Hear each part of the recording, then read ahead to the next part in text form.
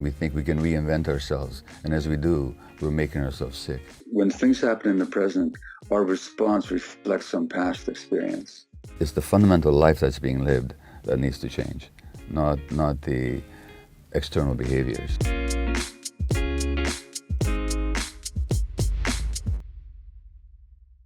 You might liken modern society to a zoo, where you take an animal from a natural habitat and you put them in a completely artificial, restricted situation, and you expect him to stay as normal as he was out there in the wild.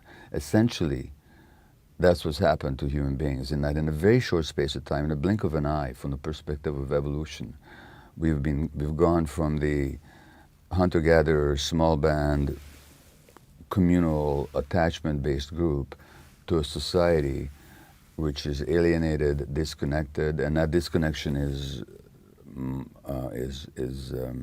accelerating at a tremendous rate throughout the world. Urbanization, it's taking people out of their villages and into the big cities where they're alone. Here in Britain, there was quite a deliberate assault on community under the Thatcher regime, with the destruction of neighborhoods and communities and so on. And that trend has continued. So what we're having is societies that are less and less natural to the actual makeup of human beings from the evolutionary perspective. And which means that children are being brought up under increasingly artificial and disconnected circumstances. And, you know, Johann Hari, who's written a book recently on, on depression called Lost Connections, is pointing exactly at what's happening in modern society. So that these lost connections characterize the modern world, and as they do, you're getting the spread of autoimmune disease into countries that never used to have it before. So we think autoimmune disease is one of these, or addictions for that matter. So if you look at the rate of addiction now in countries like China and India, it's going up exponentially, precisely because of the, and it's not a question of idealizing the old way of life. No. I mean, we can't go back, and of course there's all kinds of benefits to progress and industrialization. Trouble is that as we progress, we forget the benefits of, we forget what we've lost. So instead of combining progress, we're trying to hold on to what was best about some of the old ways. We just throw everything out, and we think we can reinvent ourselves. And as we do, we're making ourselves sick. Yeah. You're right, and I think it's a really great point to sort of bring up. We're not saying we need to go back to hunter-gatherer tribes. We can't. Not only should we not, we can't. And there are so many great benefits of the modern world and, as you say, industrialization. I guess it's how do we learn from the past? How do we learn from our evolutionary heritage? And what can we implement from that within the constraints of the modern world? Certainly that's how I see it. And you mentioned Johann Hari's new book, and you know, I write a huge quarter of my book on stress is about this, is about relationships and our lack of connection these days. You know, on one level we're being told anyway that we're more connected than we've ever been before, and certainly in a digital sense that may be the case. But you know, when we talk about real human, meaningful connection, what I see around me with the public, but what I also see in my practice as a doctor is I don't think we've ever been this disconnected and lonely. And well, we're more wired, but we're less connected, is how I would put it. Because genuine connection happens between people, not between pieces of technology. So as you and I are talking to each other, there's a real interaction. When you speak, I'm looking at you, I'm listening to the modulation of your voice. I may nod in agreement or shake my head in disagreement, vice versa, but the communication is taking place on many different levels. That's a connection. If you and I were having the same conversation online, it would be a whole different ball game, and I'd have no idea actually who I'm talking to. They'd just be exchanging words.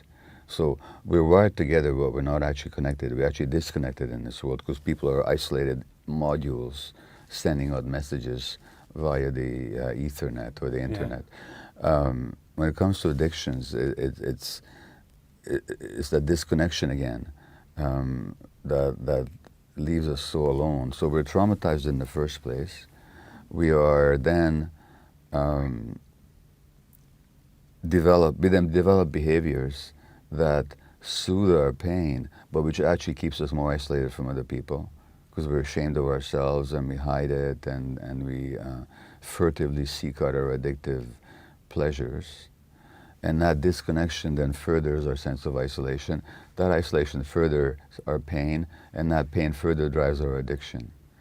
So we live in a society that actually generates addiction in many of its members. Yeah, it really does, doesn't it? I did a post on my social media channels, I think just yesterday actually, about friendship. And I was saying that, look, seeing your friends in real life, so not over the internet, in real life is a necessity for human health, not a luxury. And I know myself, I've neglected some of the friendships closest to me over the last few years because I've been busy with my career and my family. And so, you know, and you sort of see on social media what your friends are doing, so you feel less of a need to actually see them in real life. And I was really surprised with how much that post on social media resonated with people. Yeah. So many people started interacting and saying, yeah, you know what, I've not seen my friends in months. You know, yes, I've maybe had a bit of a text conversation with them, but I've not seen them in real life. And this was me trying to sort of challenge everyone to say, hey, look, get a date in the diary now, even if it's in 2 months' time, with one of your friends. Email them, call them, text them, whatever, but put a date in the diary where you're going to see your friends in real life. And it's crazy, isn't it, that we need to say these things. I mean, these things have always been there in human culture, yet we're now having to talk about them and remind us what has just been our norm for so many millions of years. And what's interesting, of course, is that on Facebook, we use the same language as we would in real life. So on Facebook, people have friends. But these friends that we have, these are people we don't know. We have nothing necessarily in common with, except maybe certain cultural ideas or interests. And so these friendships aren't genuinely supportive relationships. They're pseudo-friendships. And we actually substitute the one for the other. And then on Facebook, people like each other, but which are, again, is a substitute for genuine contact. But it's not that they like each other, they don't even know each other. You don't know somebody until you hung out with them. And so we substitute the language of friendship, and we substitute the language of connection for genuine friendship and genuine connection. And then we wonder why we feel so lonely and why we're so dissatisfied.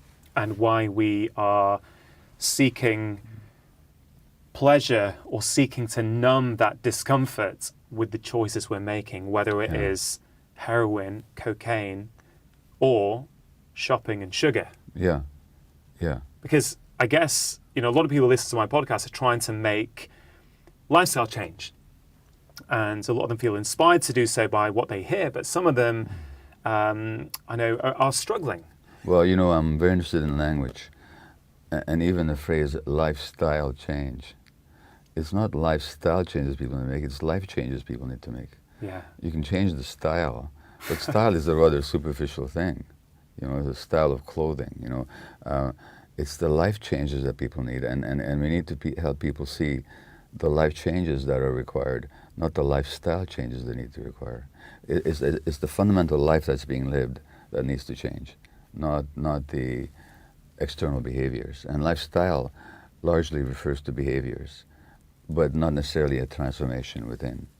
And really, to deal with addiction, it's not a question of dealing with the lifestyle, it's a question of dealing with the life. And it's a question of really owning the life, that this is my life, and I'm the one who needs to be the agent of my own life. And here are the reasons why the wound, or the trauma is another word for wound, actually. So the wounding that I received as a child has had me behave in certain ways. It's not those behaviors I need to change. I need to heal that wound. I need to change my life. And then the life behavior changes will automatically follow. Yeah, you really got me thinking about language, actually, because two terms that I use very commonly in my work, whether it's hypertension or lifestyle, you've just, you know, in seconds reframed what those words actually mean. And I wonder where that comes from. You know, you're an immigrant to North America. Where has this fascination with language come from? Well, I think as an immigrant, you get to see the language a bit more clearly than the people who are actually in it. And you get to see the construction of language. And by the way, in my secret life, I used to be an English teacher. So I did that before I went to medical school. So I've always paid a lot of attention to language. And language very often unconsciously expresses realities and truths that when you pay attention to it are revealing. Yeah. And so words should never, even the word addict. Now, the word addiction actually comes from a Latin phrase for slavery. Wow. So, A slave to the pain. well, the original meaning was an addictus. It comes from the word to assign. Now, in the Roman world, when you couldn't pay a debt, you would be assigned as a slave to somebody until you worked off the debt. So you'd be an addictus. Somebody was assigned to somebody.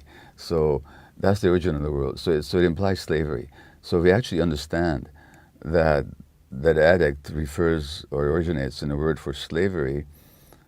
We realize that it's not a choice, because who would ever choose to be a slave? You know. So I think language is absolutely revelatory if you understand the sources and meanings of words. Yeah. Yeah, very much so. Gabor, I want to go to something you did last night in your talk, which, you know, I went out for dinner with my friends afterwards. We all attended it and we were all talking about it. Which was you peppered throughout the evening. You said, if there is anyone in here who feels they have some form of addiction without childhood trauma, and you're happy to talk about it, please raise your hand. And you know, at the end, you actually found someone who, you know, quite confidently put their hand up and was, you know, pretty nonchalant that they had a happy childhood. And so you started inquiring into her childhood. And I remember the tone of her voice initially was very much, you said, you know, you have a happy childhood. Yes, happy childhood. Parents said, yeah, parents absolutely loved me. You know, really sort of very vocal about how great her childhood was. And then it wasn't long before it became clear that actually she felt that her parents really loved each other and sometimes she was intruding on them. That's right. And I think it was really powerful for the whole audience of 300 to see how, you know, how we all potentially tell ourselves a certain narrative, stories that we continue telling ourselves. And, you know, she obviously maybe is a fan of your work. She's come here, she's come to watch you speak, but hadn't reflected on her own experience. And I wonder, you know, what's going on there? So what's happened here is that this woman says she had this happy childhood, but within a couple of minutes, and you know, my mantra is why, not why the addiction, but why the pain. And so I always say that there's pain underneath it. And I said to the audience, it never takes me more than 3 minutes to drill down to where the pain is. You just have to ask the right questions. So this and I've got to say, about a minute in, I thought, oh, maybe this is the first one who Gabor won't get to. Yeah. You know, I actually thought, because she was so confident in her answers. So anyway, please continue. Well, that confidence itself is a giveaway. Yeah. Because it's an assumed stance to protect herself from the pain that she doesn't want to feel or she's afraid to feel. So she said, well, maybe I felt I was intruding on my parents. And in other words, really what she felt was that she wasn't accepted and loved for who she was. And when she felt unhappy, there was nobody for her to talk to. And all you have to do is ask that person, if your own child did the same thing, how would you understand it? And they totally get it. So what's going on there, she's not lying. No. But believing that she had a happy childhood was her way of dealing with her pain. Because if she dropped that idea, she'd have to realize that she suffered, and she actually, as much as her parents did their best and loved her, we're not blaming the parents, but she herself got the impression that she was alone and unsupported and unloved for who she was. Now that's very painful. Yeah. So we defend against the pain by suppressing those emotions and developing this ideology of the happy childhood. And so that's just another form of self-defense. And then, given her ideology that she had a happy childhood, she can't understand why she turned to an addiction. But once she gets that, yeah, okay, that belief that I was happy denies the fact that I was feeling isolated and alone, and I felt myself as an intrusion on my parents. Yeah. Now she can understand what her pain was. But not feeling that pain was how she survived her childhood, because as a child, how would she survive if she believed that she wasn't loved for who she was? Life would be intolerable for her. So she has to deny and suppress that. So she had an appropriate response to the signals that were given to her. That's exactly what you said before, and that's exactly what happened with her. So that suppression of her pain and the denial of it is a completely appropriate defensive response. Yeah. These are not mistakes that we make.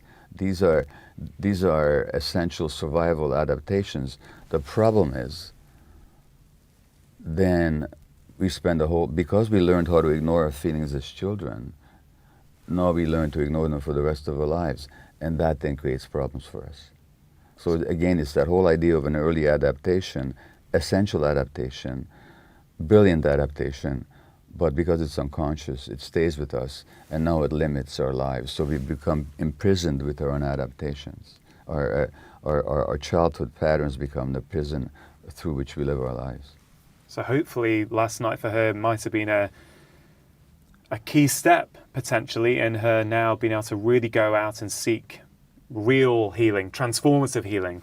Hopefully, touch wood. Touch wood. But I would say that the very fact that she came to the talk and the very fact that she raised her hand, she was already working at it. Yeah. Because she didn't have to raise her hand.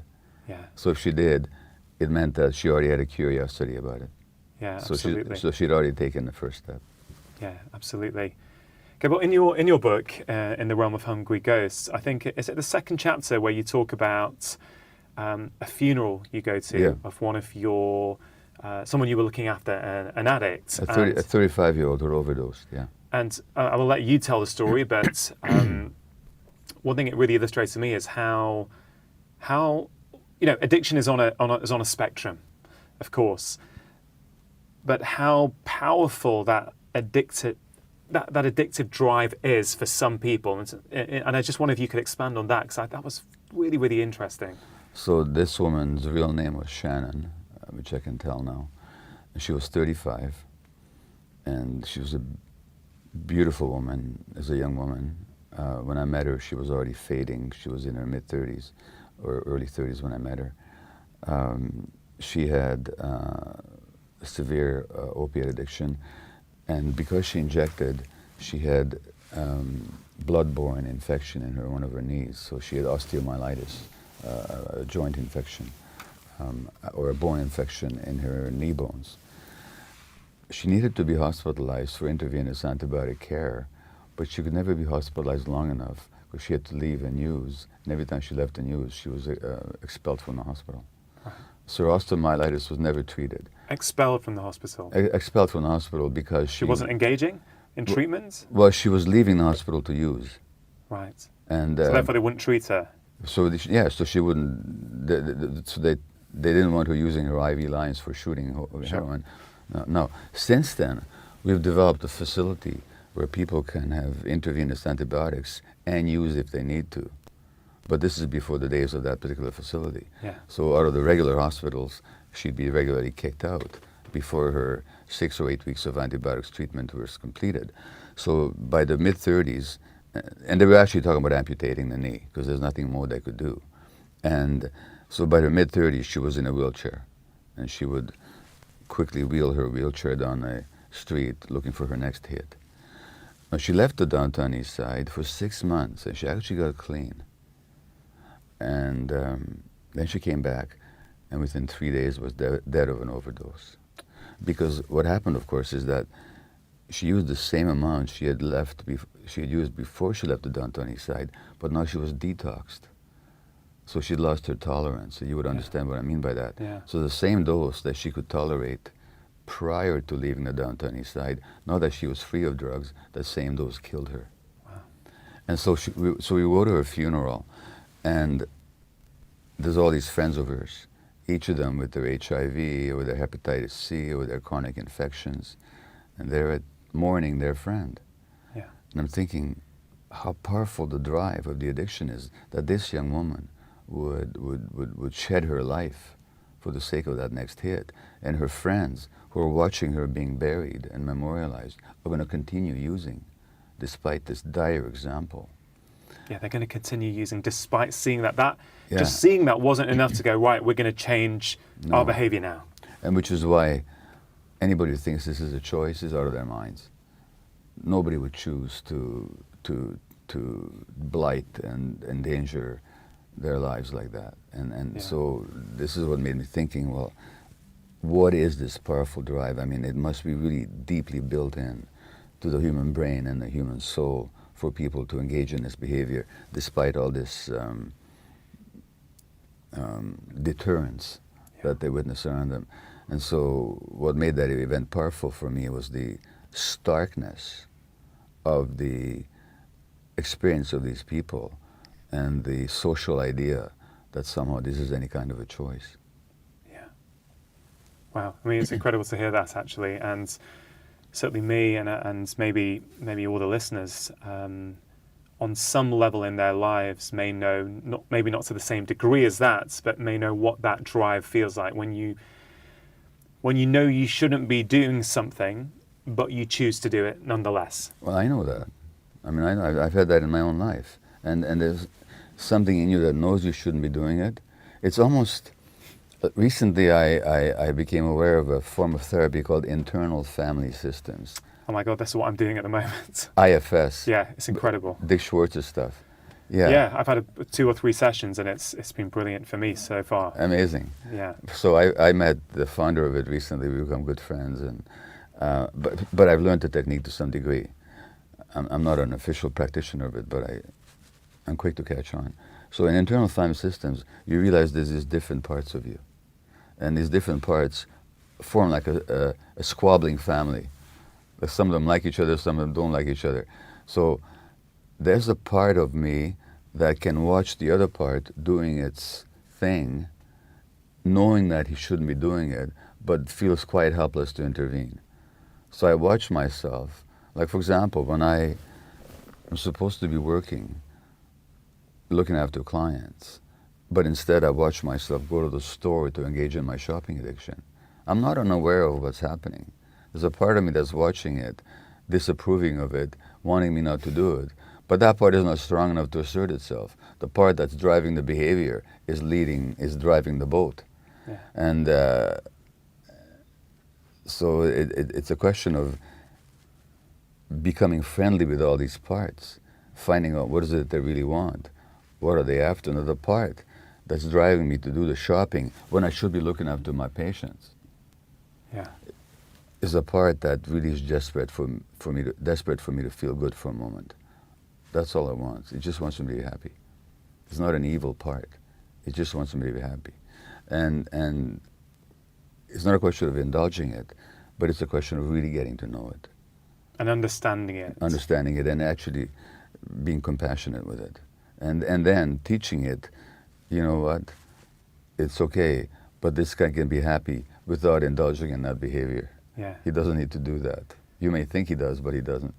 I think compassion is something that's coming up quite a lot, isn't it? As a society, how do we deal with addiction, no matter what it is, instead of locking people up because we've deemed them to have a illegal addiction? Yeah. We should be treating them with compassion, but we should also be treating ourselves with compassion, I think, and not beating ourselves up over the choices we make, because often, they're just a protective mechanism. Well, so you mentioned a number of times the question of the arbitrariness of the which drugs we choose to illegalize. As physicians, you tell me if you disagree with me, but give me 1,000 people who smoke heavily every day, a pack a day. Give me another 1,000 who drink heavily every day. Give me 1,000 who smoke cannabis every day. And give me 1,000 who shoot heroin 4 times a day in a dose that doesn't create an overdose. At the end of 30 years, in which groups are we going to see more disease and death? Amongst those 4 groups. Alcohol, probably. Alcohol and the smoking, the cigarette smoking. By far. By far. These are far more lethal drugs than the heroin and the cannabis. But they're okay, aren't they? They're legal. Yeah, no, heroin, it's true. If you overdose, it'll kill you. But I'm talking about in doses. Yeah. Many of the overdoses happen because people are having to shoot up in back alleys with who know what impurities. What if we gave them their heroin in as they do in some clinics in the UK, at least they used to, in prescribed doses that keeps them from going into withdrawal? Yeah. but doesn't overdose them, that group will be far healthier 30 years later. So by what arbitrary standard have we decided that it's okay for people to murder themselves with cigarettes and alcohol, but they can't use heroin legally? What logic is behind that? It has nothing to do with medicine, for sure. It has nothing to do with health. Yeah. I'm not saying we should sell heroin in the streets. I'm talking about the illegalization and the criminalization and the ostracization. Why is that drug addict more reprehensible than the person who smokes cigarettes? Yeah. Where do we get these ideas from? It's the why, not the what. That's right. You know, yeah. it's and really, I mean, we were talking about this before we started recording, but you know, we're both on one level, we are both just GPs. We're just family physicians. Well, the word "just" has another meaning. What does it mean? We're very just people. We're interested in justice. Yeah, I like it. But what I find really interesting, and it's something I talk about quite a lot, is I think we've certainly overvalued the specialist within medicine for far too long, and really undervalued the role of the generalist. And I am very proud to be an expert generalist. And one of the reasons I moved from specialism into general practice, which you know was a rather unusual decision for many, and certainly my father, who was an immigrant to the UK, and you know was really shocked as to why his son would do that, qualify as a specialist, and then moved to generalism. And it was a demotion in his mind. Yeah, I think he was just confused. Yeah. And I understand that, you know, and I think, you know, I think the doctors of the future, the healthcare practitioners of the future who are going to have the best outcome with their patients are the ones who are expert generalists and can see everything. And, you know, I know we're running short on time, so we will hopefully continue this at another time because there's so much to talk about. But I do find interesting that you're one of the world's leading voices on trauma and addiction, and you're a family practitioner. Mm-hmm. And a lot of what you do with your patients, you have intuitively picked up, and you've also got a skill at, you know, I think maybe the word counselling is the wrong word. You do a lot of emotional work with your patients. Yeah. And I'm finding the more I understand about the human body and the more I really understand what's driving my patient's behaviour, I'm doing a lot of emotional work with them. And yes, of course, referring them to an appropriate practitioner where it's needed, where someone's got that expertise. But that wasn't my job. I didn't train to do that, but I figured out, as someone who's really inquisitive as to how can I get my patient better, I find, well, I have to go there because it's really important. Well, so I think you and I are both properly and dramatically impressed by the capacities and skills of our various specialist colleagues. Absolutely. It's amazing what they can do. So this is without any sense of diminishing or devaluing their work. Of course. But they're trained in a certain ideology, which is purely biologically based. So they look upon the human body as a physiological entity divided into various organs and systems. And that's what they deal with. And what they're not taught is that human beings, the mind and the body, the emotions and the physiology are inseparable, scientifically inseparable, and we have the science to show the unity. They're also not taught that human beings are social creatures, so that our very physiology is shaped by our social relationships. And our very brains develop in a social context, so that whether we talk about neurophysiology, psychology, or the physiology of the body, we're talking about influences that go well beyond our genetic and physiological endowment. They're not taught that. And therefore, when they see a person, what they see is a disease in a particular organ. Whereas if you're a generalist, properly trained, or at least a generalist who's developed a broader view, you see that human being in context, you see it in a relationship to their lives, in a relationship to their environment, and you see that the illness, whether it's addiction or depression or anxiety, or for that matter, rheumatoid arthritis or scleroderma or anything else, is a manifestation not just of a system, but of an entire life. And that life is lived in a context. And we have to address that if we're going to deal with the illness.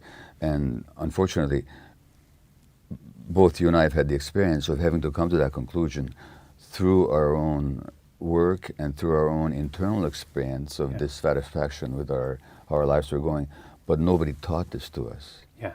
And yet this is the way that so the average medical student, despite all the trauma that you and I have discussed today, particularly in relationship to addiction, and all the research showing how the addicted brain develops in response to the environment, and how the addiction itself is a response to the environment, the average medical student in North America, and I would argue probably in Britain, doesn't even hear the word trauma once in 4 years of medical school. I mean, did you hear the word trauma when you went to school? I don't think I heard it till a few years ago, frankly. Yeah, Let alone at medical school. And it's not a word that they should hear. It's a course they should have. Every physician should be deeply trained in trauma, because everything they see, virtually everything they see, has got a traumatic connection to it, particularly in the mental health field, but I would say in the physical health field as well. They don't even hear the word. Yeah. And so essentially, when a person goes to a physician, they go to somebody with very deep but very limited knowledge, who does not see the whole individual, who's not trained to see the whole individual. Even the fact that we say physical health and mental health as two separate things is almost a reflection of that in many ways. That's right. Because they're not different, are they? And again, I heard World Health is interesting, because what's the origin of the World Health? It's wholeness. Wholeness. So to talk about physical health is already a contradiction. Because you can't talk about physical wholeness. Wholeness means everything. Yeah. Oh, I love it. I love it thinking about it like that. Look, Gabor, for many people listening, we've gone through some quite dark stuff, hopefully illuminating for people, but potentially dark and quite demoralizing potentially for some people in terms of them thinking about their own lives, potentially what they might have inadvertently passed on to their own children. I know certainly the first time I saw you speak, you automatically start to think about your own ability as a father and what you could have potentially done better, all the time remembering that you've done the best that you can at that time. I wonder if we can finish off with a few notes of positivity for people, that there is hope and there are things that we can do to help change this. Well, first of all, I don't see this as a gloomy discussion, because I think for people to understand themselves, they need to look at all aspects of their existence. So to me, this is illuminating. And St. Paul says somewhere that once you shed light into darkness, the darkness itself becomes light. And so that I just think we have to look at all these dark places. We have to shed light into all of them so we can fully understand ourselves. To me, that's a positive. I'm always delighted to find out something about myself that maybe I haven't seen so clearly before. I always find it liberating, and I believe people do as well. Number one. Number two, what we haven't said, though, and I think probably both you and I would agree, is that the human beings have a tremendous healing capacity. And one of the failures of modern medical training is that we put all the expertise and the hope for help into the hands of the physician. The physician is the one who's going to deliver the cure, but we don't teach people about the innate healing capacity of the human being, and we don't learn how do you promote that healing capacity. We may have to administer whatever treatments are appropriate and whatever genius treatments we have developed. Sure. That's great, but nevertheless, that person still has an innate healing capacity. How do we engage it? How do we evoke it? How do we encourage it? That's not a question that we ask ourselves, and yet there's many examples of people healing or doing much better with illnesses than medical prognosis would have told them. Now look at the recent death of Stephen Hawking, the physicist, who I discuss in one of my books. Now he was given 2 years to live when he was 20 years old. He outlived his diagnosis by more than 5 decades. Something in him allowed him to do that. Something in him that the medical mind could not have fathomed at the time. So there's much more to people than we realize. And so we have to have a lot more faith and a lot more curiosity. What is it in people that allows them to overcome the challenge of addiction? What is it that helps them live much longer than we had predicted? What is healing? What is becoming whole really all about? These are the questions that medicine ought to engage with, but unfortunately it does not. So I think your work and your podcast and your books, if as I understand them, and the same thing with me, are designed to help people find within themselves that which can empower them to support their own healing. Yeah. And we can't say that strongly enough. Yeah, absolutely. No, thanks for that, Gabor. for people who are listening, who, maybe something you've said has really deeply struck a chord with them about their own life, and they want to go on that journey but don't know how. Have you got any words of advice as to how they can start, even listening to this and start to be aware, of course, is a very critical first step, but where can they go next? Well, so you and I are both authors, and I would highly recommend they check out our books first, because I think, and in my case, I hope they check out my books, because of course, there's a lot of what I know and what I've learned that I've poured into my books. And a lot of people find a lot of self-knowledge just by seeing the mirror that's held up in my writings or in my multiple YouTube talks, for example. Now, where to go in their own lives? I actually think that once people start asking these questions, they find the answers in their own lives. In other words, there's an old saying that when the student is ready, the teacher appears. And I think there's many modalities of healing that are practiced here in Britain, anywhere else in the world, that once you start seeing the limitations, without rejecting the value, but seeing at the same time the limitations of mainstream medicine, start looking outside it a little bit, or start finding practitioners within mainstream medicine that have a broader view. In other words, go where the help is, and don't assume that because somebody's got a degree after their name that they know everything that needs to be known. In other words, become the agent in your own healing. Once people take that on, generally they find help. Yeah. I find. I can't give them a specific go-to, except that once you start asking the right questions, the answers will start coming. Yeah. In the introduction, you say all drugs and all behaviors of addiction, substance dependent or not, whether gambling, sex, the internet or cocaine, all of them either soothe pain directly or distracts from it. Hence your mantra, the first question is not why the addiction, but why the pain?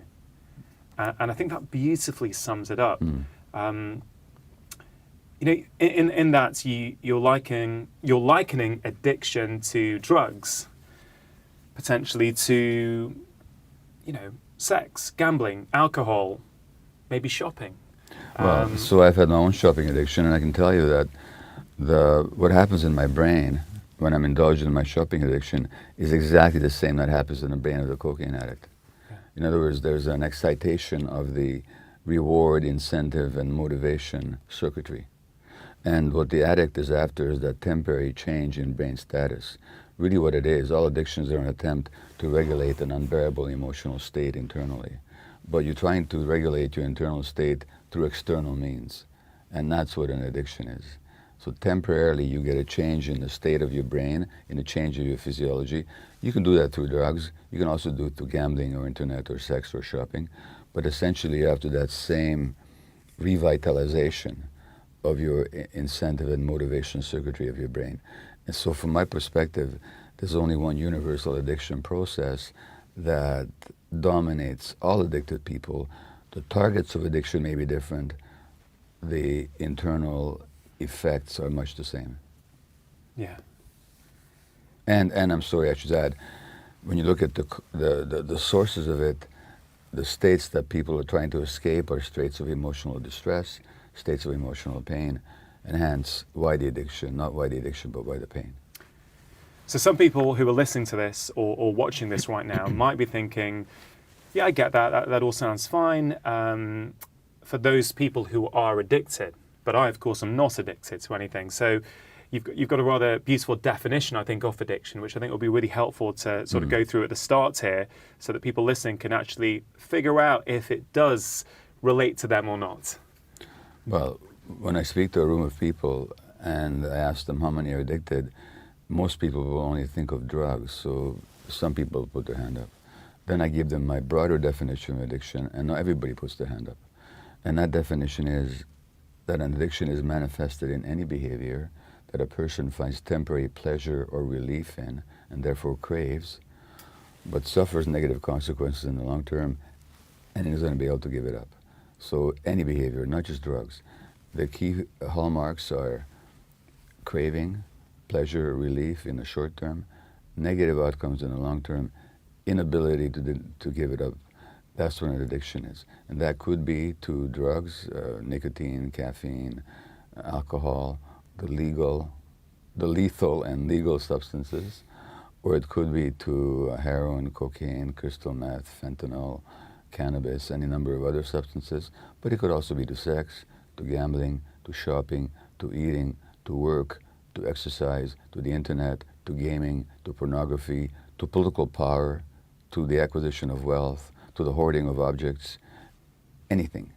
And when you give that definition, and you ask people how many here would acknowledge some addiction in their life, sometimes the vast majority of people would put their hands up, which means to say that addictions are on a continuum, it's on a spectrum, and they're distributed, dispersed throughout all of our society. And so that the identified drug addicts make up only a small, narrow segment of our addicted population. So really the whole way we think about addiction, the way we criminalize various forms of addiction really needs to change to a more compassionate way of dealing with it, but also really trying to understand what's the root cause. Because if, I totally subscribe to your theories, and I think that ultimately, if the root cause of all addiction or all addictive behavior is the same, how do we tackle that? And where does that come from? What is that root cause? So once you're asking not why the addiction, but why the pain, now you have to forget that it's a choice, because nobody chooses to be in pain. And you also have to forget the medical idea that it's an inherited brain disease. You actually have to look at people's lives. Now, in Vancouver's downtown east side in Canada, where I worked for 12 years, with a highly addicted population, these people had multiple addictions: cocaine, alcohol, cannabis, opiates of all kinds, cigarettes in every case. They suffered with HIV, with hepatitis C. They would die of overdoses, suicide, infections of all kinds. And these people, every single one of them had been heavily traumatized in childhood. All the women I worked with over 12 years had been sexually abused. All the men had been neglected or beaten or emotionally abused. I'm talking about now the severely addicted population, which is also what the large-scale study shows, that the greater the childhood adversity, the greater the risk for addiction in adulthood. Now, the more severe the childhood adversity, the greater the risk of substance addiction and injection use. However, if you look at my own case, I wasn't beaten, I wasn't abused in my family of origin, I wasn't neglected, but I was a Jewish infant born during the war in Hungary, and spent my first year under the Nazi regime. You can imagine under what circumstances. So I had a very unhappy, stressed, terrorized mother. And children can be hurt in two ways. Children can be hurt when bad things happen to them that shouldn't happen. That's the abuse, that's the violence in the family, that's the parental addiction. But children can also be hurt when their needs are not met. Now, I had this need for an attuned, empathetic, emotionally responsive mother. She couldn't be that. Not because she didn't love me, not because she didn't do her best, but simply she was too terrorized, she was too depressed. The lack of that joyful, attuned, loving mother who, I shouldn't say loving because she loved me tremendously, but her love couldn't be translated into responsive behavior. That alone was enough to hurt me. So, in other words, the source of addiction is always some kind of a childhood hurt, either because bad things happened that shouldn't have, or because the good things that should have happened couldn't happen because of the parents' emotional states. Both of these are enough to hurt the child in a way to driving them to self-soothe through addictions. So do you think your own experience of trauma, really, as a young baby, not even a child, as a young baby, has impacted your own health, your own behaviors, and therefore ultimately where you are today, which is one of the world's leading voices on trauma and addiction? Do you think that has been instrumental in you getting to where you are today? Having to deal with the impacts of that has been instrumental. I mean, I really, as an adult, I was a successful physician. I was much in demand, family practitioner. I was head of a palliative care department at a major hospital. I was a national medical columnist for a Canadian newspaper in my 50s. And internally, I was driven, workaholic, depressed, affected by ADHD, anxious, and unfulfilled and unsatisfied. And it's when looking at those dynamics and wondering, well, what the heck has happened to me here, and what is the gap between my external persona and my internal experience of myself, that's when I began to deal with trauma. Not to mention, as a family physician, and you and I were talking about this before, we get to see patients before they get sick. The specialists only see them after the illness has been diagnosed. I get to see people before they get ill. I get to see people in their context of their multi-generational family background. So we have a much broader view of who gets sick and why. And so both through my medical work and having to deal with my own stuff, I began to realize the central role of trauma in shaping people's health or illness.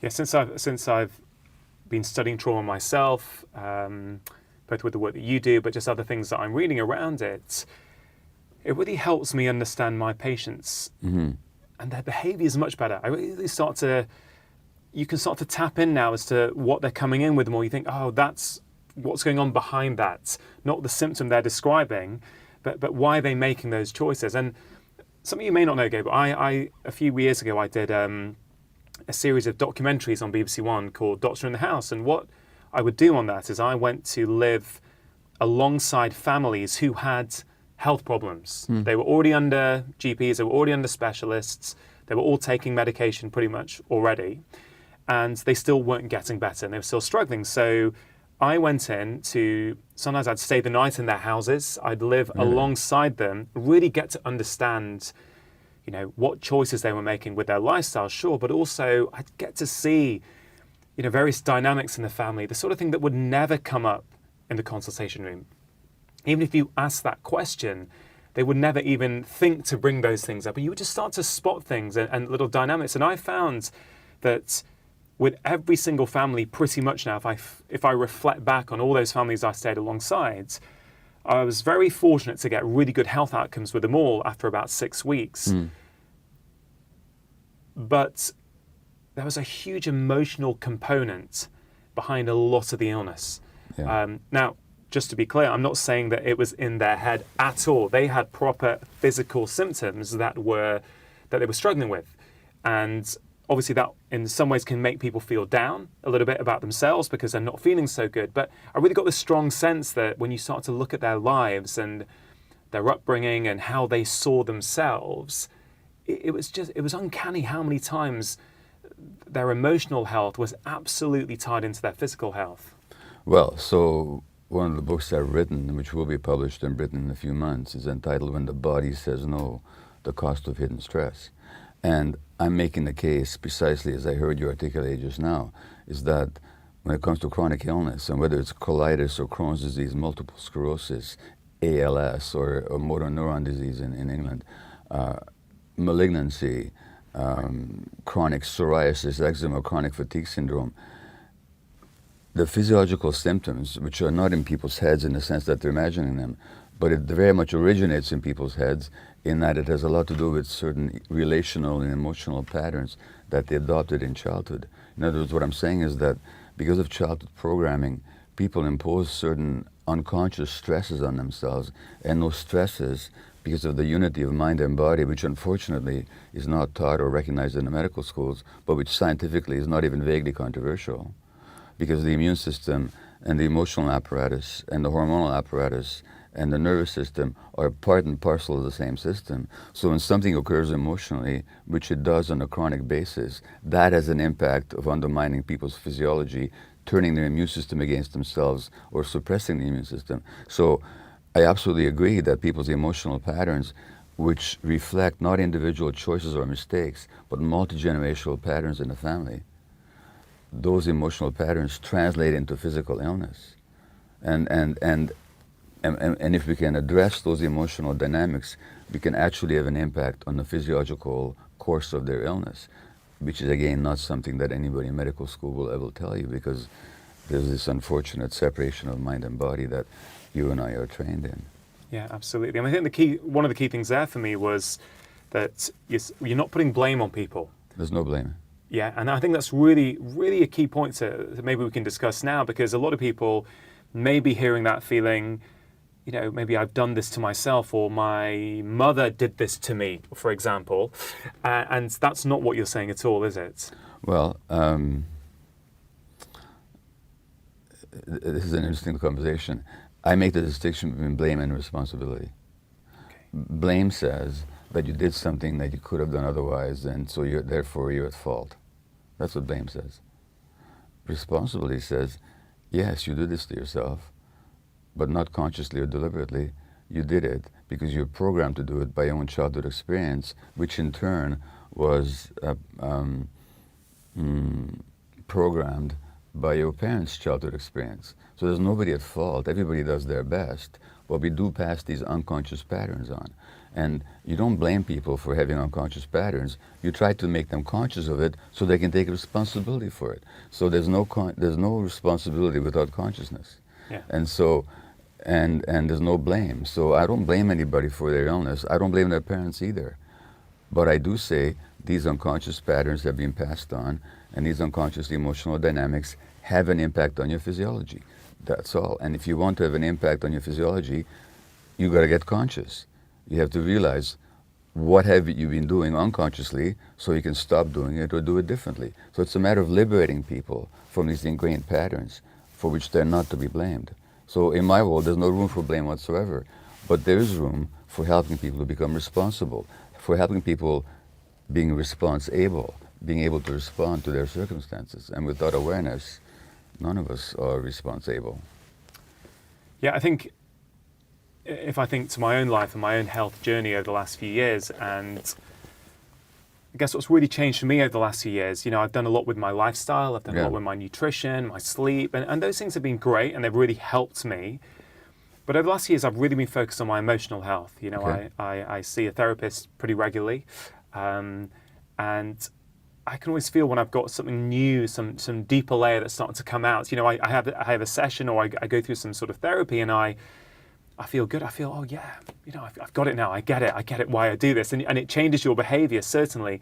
But it's almost as you do that, there's multiple layers. It's like peeling back a layer of it's peeling back layers of the onion, and newer things keep coming out, which has been really rewarding for me, because you talk about addiction, and I think back to my own life and various things that I've done at certain points. I don't think anyone who knows me well, maybe my close friends, but most people probably wouldn't think that I've ever had an addiction, because we have all these connotations about addiction. It's like being on a street corner or being a drug addict or something. Yeah. But everyone around me would know that I've got an addictive personality. Yeah.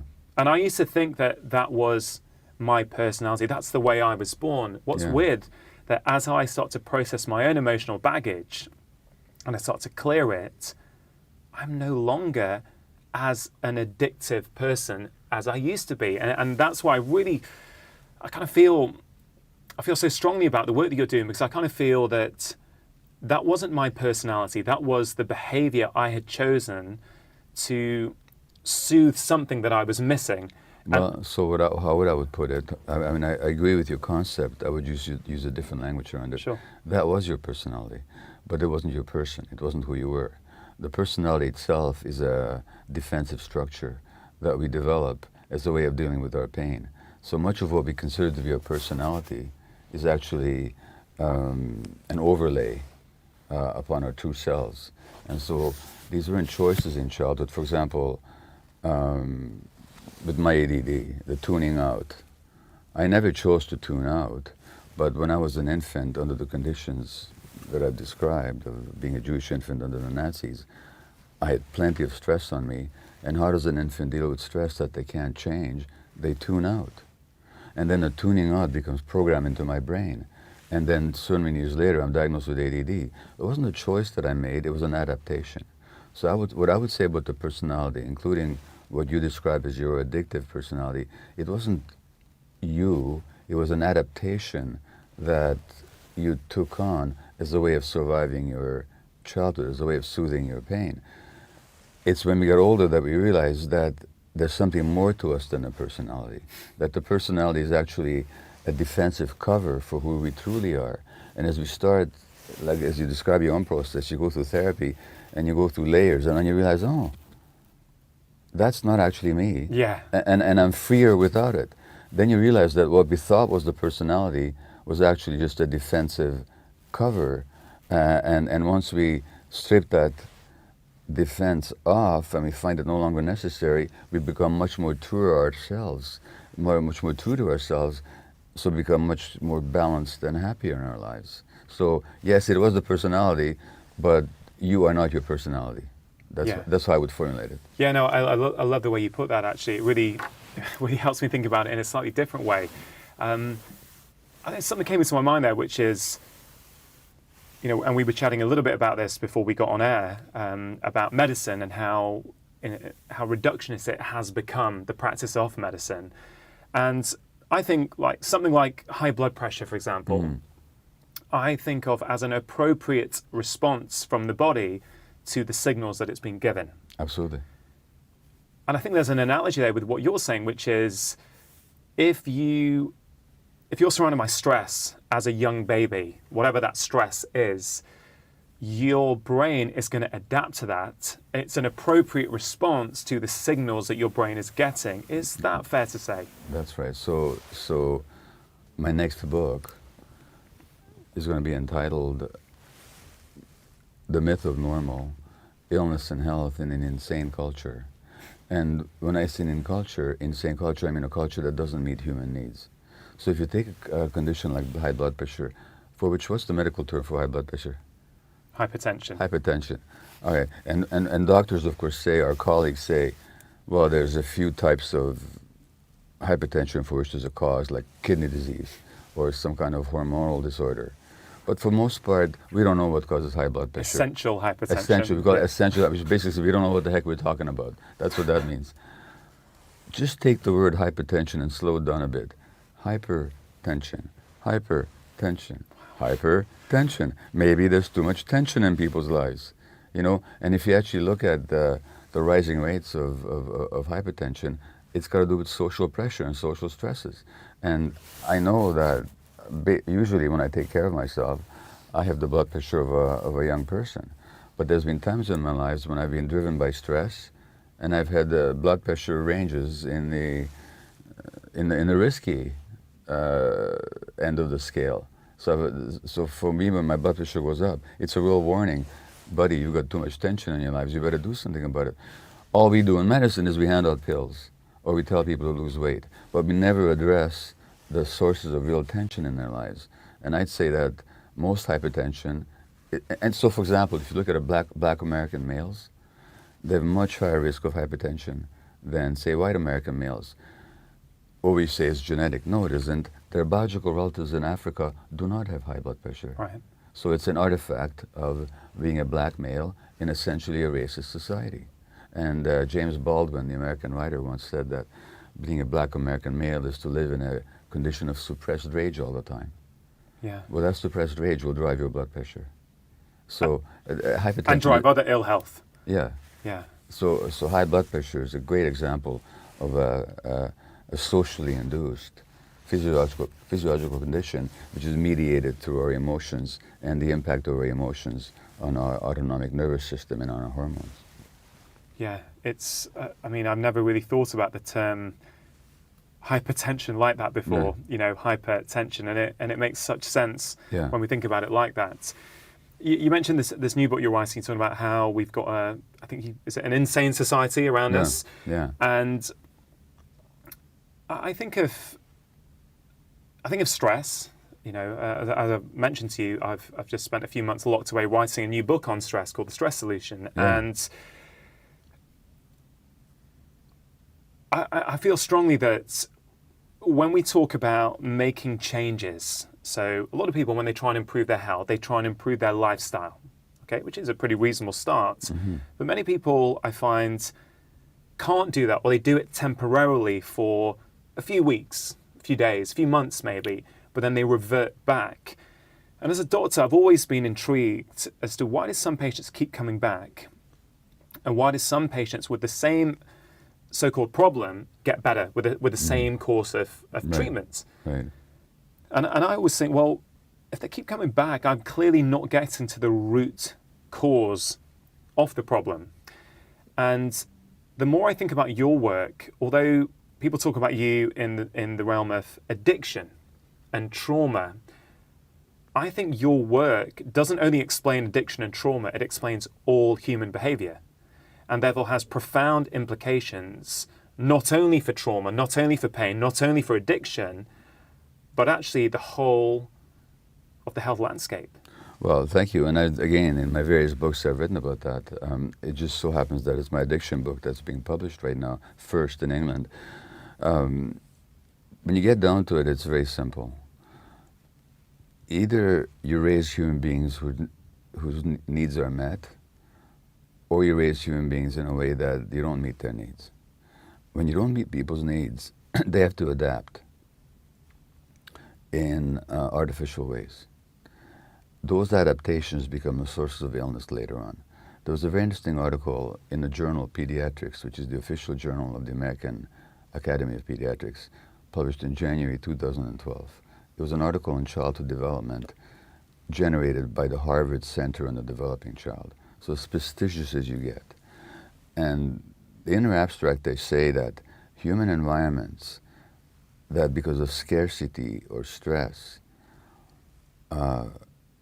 trouble young children, cause these children to make adaptations which are psychological and physiological adjustments that are necessary for immediate survival and adaptation, but which may come at a long-term cost to health, behavior, and longevity. In other words, the way that young children adapt to stress early on helps them survive that early stress, but in the long term, those same adaptations become sources of pathology. So if you look at my own tuning out, so the tuning out that I did as an infant under conditions of severe psychological strain is an adaptation. It helped me as an infant survive a year where the situation was utterly impossible. But that same tuning out gets programmed into my brain, and now I'm diagnosed with a medical condition, ADHD, decades later. So what was adaptive in one circumstance becomes maladaptive later on. I'm suggesting that much of illness begins with that these are necessary personally adaptations, however, which then stress us later on. And so that there's a real, so what's common to my work is that I look at the sources of adult function or dysfunction in our formative experiences. And, you know, that's not controversial if you look at a gardener. I mean, if a gardener looks at their plants, they know that how they treat that young plant will have a huge impact on the adult plant. Anybody who is in animal husbandry will realize that how you treat the young, whether it's a dog or a horse, will have a huge impact on the personality and behavior of that animal later on. Why don't we get the same thing in human beings? It's the same principle. So it's essentially very simple. Yeah, it really is, isn't it? When you break it down to the like that, it's super simple. We need a society that really supports children and babies and mothers and parents at a young age. Absolutely. And then I guess what comes to my mind is, and you may know the stats on this, I don't, but we here in the UK, we always are talking about Scandinavia, and we talk about how they are really prioritizing those early years. You know, they give a lot of maternity leave, a lot of paternity leave. You know, yes, they may have high taxes, but it seems to me that the society there has prioritized family and bringing up children, whereas I don't think we're quite as good here, but I don't think we're as bad as the US. Mm-hmm.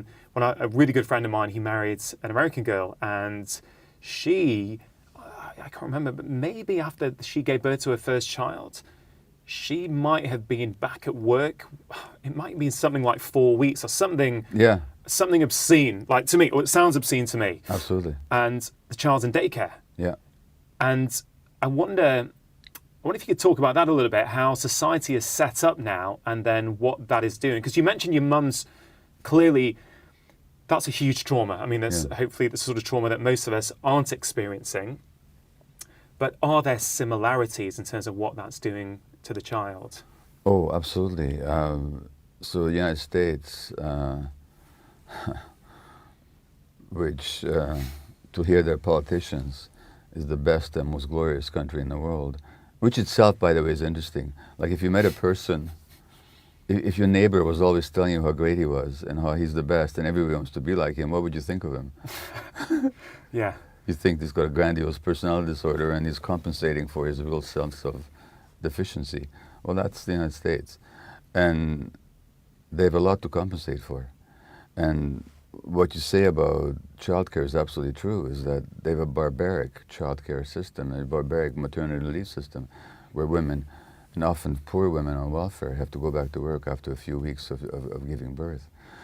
Now, if you look at human evolution, or look at an ape culture, the ape mothers hold their babies for months. There's no separation. The child actually develops through being held by the mother.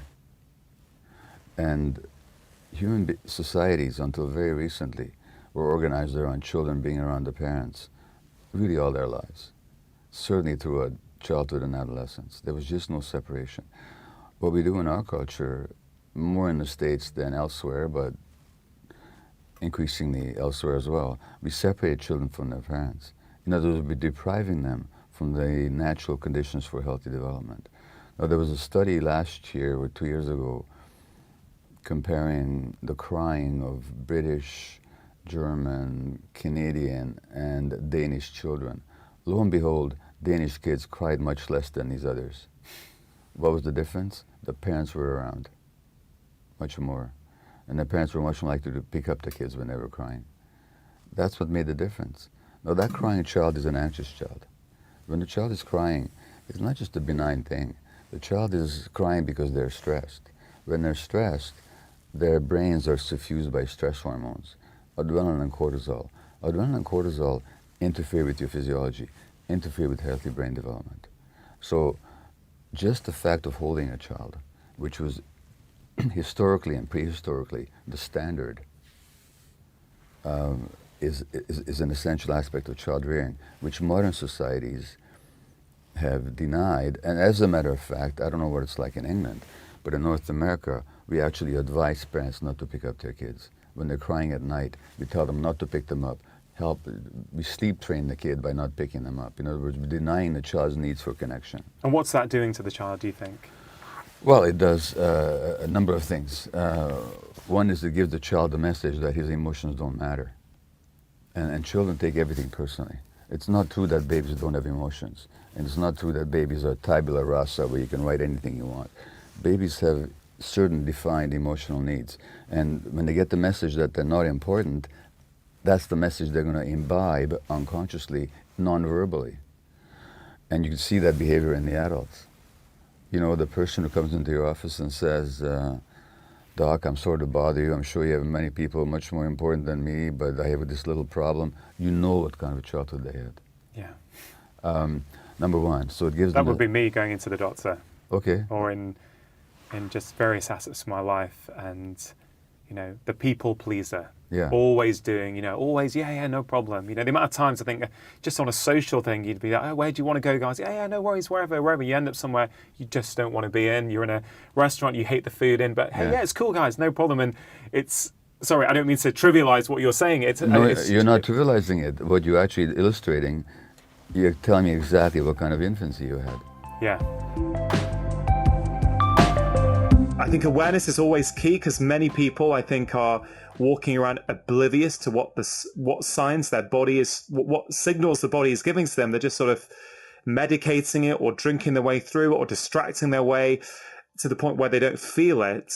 But, you mentioned before you felt something before, this kind of, was it an uneasy feeling in your chest or abdomen, I think you said? Mostly the chest, yeah, the upper chest. And for someone who's thinking, okay, I can do that, what should they then do? Like, there's awareness, there's observing it, and then is there something they can do after that, or is the main thing just to sit with it and be aware? Well, turn that question around. If your child was feeling anxious, what would you do? You would, you'd ask them what's going on. you would say, you'd talk softly, you'd treat them with compassion, you'd say, hey, look, what are you feeling anxious about? You'd try and help them, wouldn't you? Yes, and all that's based on, first of all, just being with them, right? Yeah. You wouldn't ignore them. You wouldn't just get on with your life and okay, never mind, you're anxious, but I'm going to go and, because, so it's that attention, I think that's the biggest part of it. And then the attention plays out in the ways that you just described, what's happening, what you feel anxious about. But you'd hold them, you'd be with them, you'd accompany them. It's your presence. It's your capacity to be present with them. That's the soothing influence on a child. Yeah. And then what you say is actually secondary. What you would not do is talk them out of it, ignore them, make them wrong for it, give them advice that they didn't ask for, so just attending, I think, is really the answer itself. Because once you attend, and if you can attend to yourself, I teach this method called compassionate inquiry, and if you can just bring that compassion to yourself, oh, you got this feeling here, okay, well, let's just sit with it, let's just notice it, let's just allow it, let's not say there's anything wrong with you, let's not try and talk you out of it, let's not ignore it.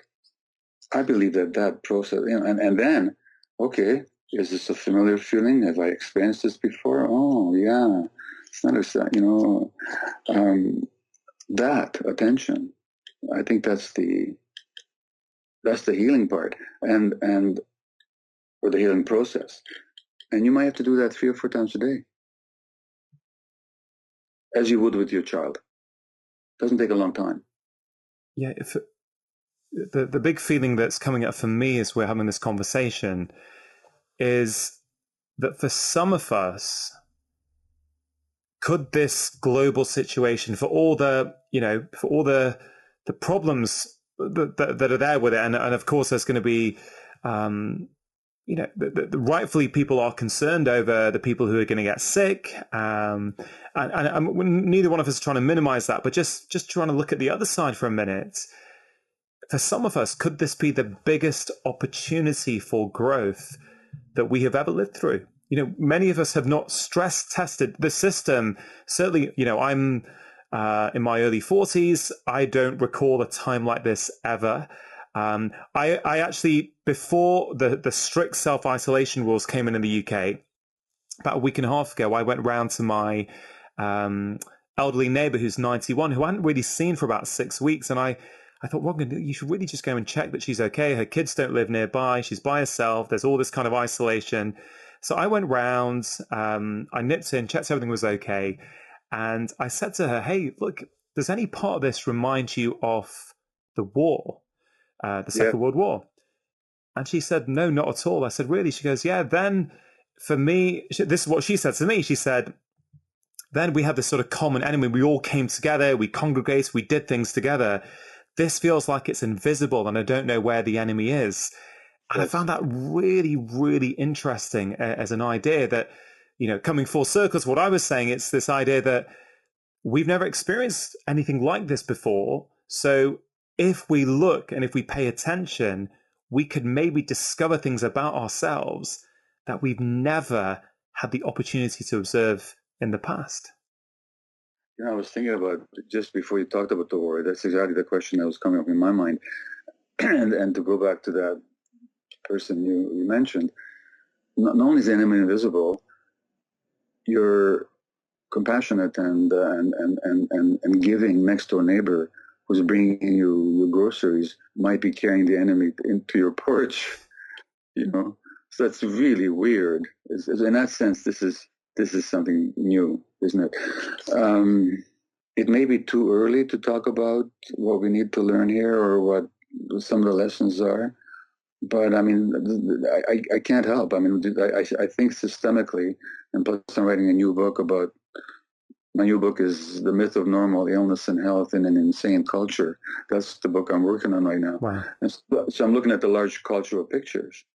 So you're speaking to me from the UK. Well, there's some questions that at some point will need to be asked, and maybe now is not the time just yet, but they occur to me. To what degree does the cutbacks in the National Health Service have they impaired your country's capacity to respond to the current crisis? Mm. And there's already been some questions and articles about that in the British press. I've seen that.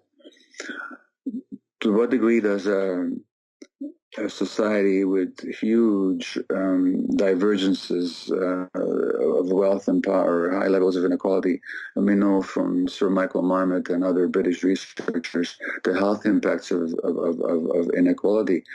And of course, it's the people that with underlying health conditions who are most prone to fall victim to this disease. Well, that's not just a part of the virus. That's not just a viral effect. That's also a social effect. So I won't say more about that now, except to mention that your question about what can we learn here is applicable not just at an individual level, but also on the social level. And I think it's very important that when we've dealt with the acute crisis, that those conversations really begin in earnest and very, very deeply. Yeah. On the individual level, I think I think certain things are becoming clear. One is, as I said in another conversation recently, isn't this just clarifying what our values really are, what's really important in life? Yeah. How much of what we were engaged in and thought was essential 4 weeks ago seems relatively trivial now compared to how we feel about ourselves, how we feel about each other, what communality that we have, how much solidarity we can experience and generate or receive, how much love and compassion we can experience for ourselves and others. Aren't these just the most important things? And doesn't it just warm your heart when you see these videos from Italy with people serenading each other from their rooftops and their balconies, you know? Yeah.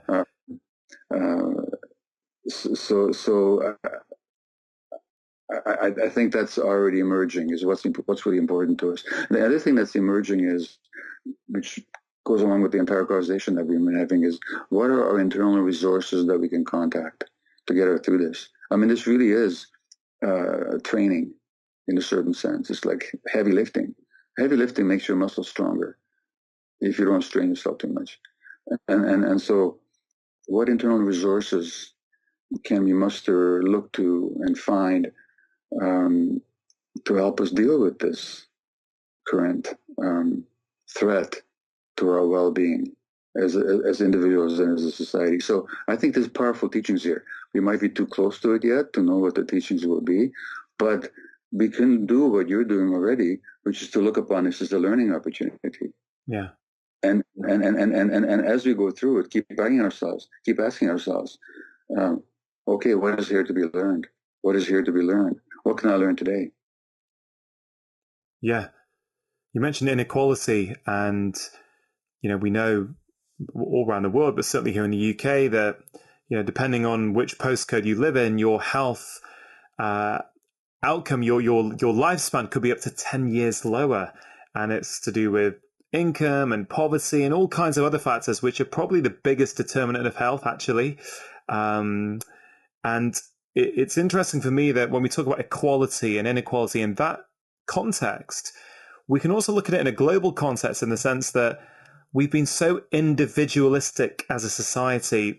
On an individual level, it's all about me. Can I earn what I need to earn and actually buy the house and get the job that I want, irrespective of what's going on around me? Countries have been doing that. We need to make sure we're the strongest and we've got everything in order. But hold on a minute. Now we've got this global problem. It doesn't really matter whether you're a rich country or a poor country, in the sense that that virus can still come and penetrate in. And therefore, it's like, well, is it possible for us to be individually well, whether you talk about a person or a country, if all around us is unwell? And I don't think it is. Well, and that's another big lesson here, isn't it? Because we live our lives, as you say, as if we could just avert our eyes from what's happening in the rest of the world.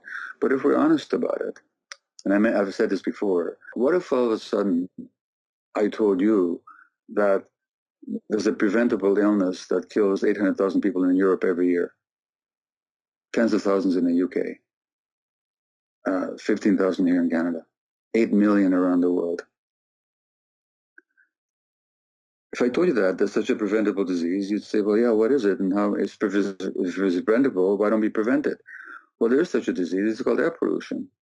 Air pollution kills that many people every year. The numbers that the coronavirus has claimed so far is nowhere, nowhere near that. Now, which is not to say to minimize the viral threat, but it's to say that we do live our lives most of the time oblivious to reality.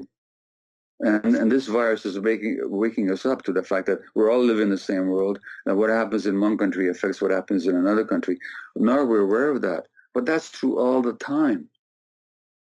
So perhaps we can come out of this with more awareness of that generally, not just at these sudden catastrophes. Yeah. That's the first point. The second point is that all around the world, there are many areas where there's illnesses that are rampant because of poverty, because of lack of health services, and because of lack of proper food and so on, that claim many, many, many lives. It's just that here in the West, we're shielded from that. So we don't have to make ourselves aware. And then there's a third level, which is, to me, we're getting into the realms of evil. There are places in the world where illness is imposed because of war and intervention and occupation and exploitation. I'm thinking of a place like Gaza, which I've visited.